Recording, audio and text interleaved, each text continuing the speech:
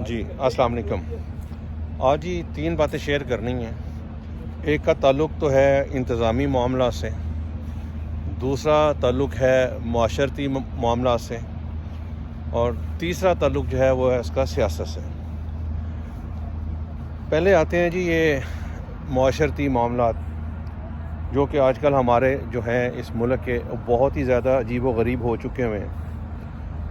نفسا نفسی کا یہ عالم ہے کہ ہر بندہ ایک دوسرے کو داؤ مارنے میں چلا ہوا ہے۔ بالکل اس کو ذرا احساس نہیں ہے کہ جو ہم کیا کر رہے ہیں کسی کے ساتھ، ذرا جتنی پرواہ نہیں ہے کسی کو نقصان پہنچانے میں، کسی کی ٹانگ کھینچنے میں، کسی کے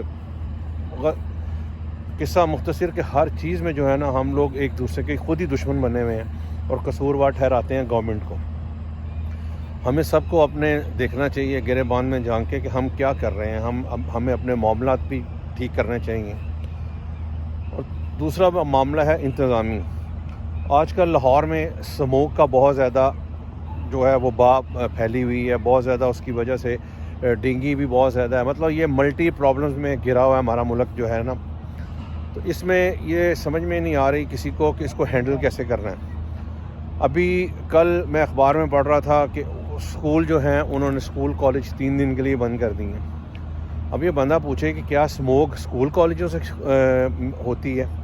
اس میں بچوں کا کیا قصور ہے؟ آگے بڑی مشکل تو تعلیم دوبارہ شروع ہوئی ہے، اب دوبارہ اس کو بند کر رہی ہیں۔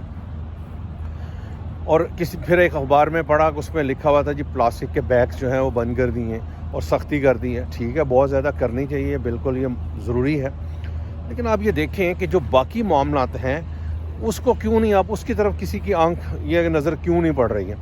مثال کے طور پہ لاہور میں چنگچیز بے تحاشا ان کا دھواں، پھر ڈیزل گاڑیاں ان کا دھواں، پھر انکروچمنٹس جو ہے ان کی وجہ سے ٹریفک کا بلاک ہونا اس کا دھواں، یہ سارا اسموک ہی تو بن رہا ہے۔ اس کی طرف کسی کی توجہ نہیں ہے اور غصہ نکال دیا اسکول کالجز کے اوپر، اسکول کالجز بند کر دیے۔ یہ کون لوگ بیٹھے ہوئے ہیں اتنے سمجھدار جن کو سمجھ میں نہیں آ رہا کہ یہ کرنا کیا ہے، اس کا حل کیا ہے؟ حالانکہ ان کو یہ چاہیے کہ 3 دن اگر آپ نے بند کرنا ہے تو 3 دن تمام اس قسم کے جو 2 اسٹروک گاڑیاں ہیں جو کہ انجن دھواں پیدا کرتا ہے ان کو بند کریں، وہ ٹرانسپورٹ بند کریں، پبلک ٹرانسپورٹ چلائیں، جیسے کہ میٹرو چل رہی ہے، اورنج ٹرین چل رہی ہے، اسی طرح اور بسز چلائیں۔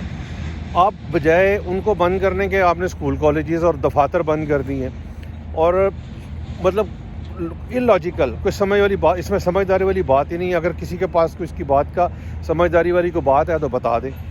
اب تیسرا معاملہ جو ہے وہ ہے مطلب سیاست کہہ لیں اس کو، حکومت کا کہہ لیں، کچھ بھی کہہ لیں، وہ یہ ہے کہ اس وقت جو ہے ہمارے جو لیٹرز نکل رہے ہیں، کبھی کسی کی آڈیو نکل رہی ہے، کبھی کسی کو ویڈیو نکل رہی ہے، اس پہ بجائے اس کو سیریسلی لینے کے آپ اس کو حل ہی نہیں کر رہے ہیں۔ اب چیف جسٹس صاحب پہ 2 ایلیگیشنز لگے ہیں، ایک ان کے ساتھی جج نے لگایا ہے، تو ایک ان کا آڈیو آئی ہے۔